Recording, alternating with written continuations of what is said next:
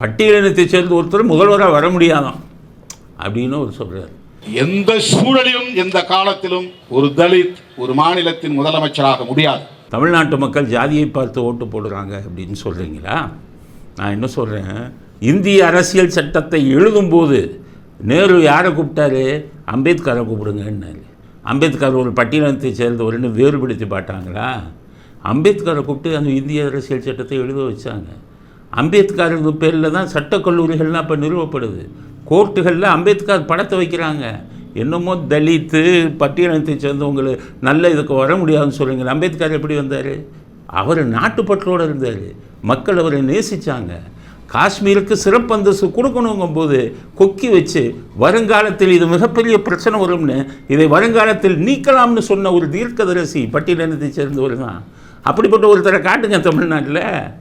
மாலை ஓட்டு வரவேற்கிறோம்.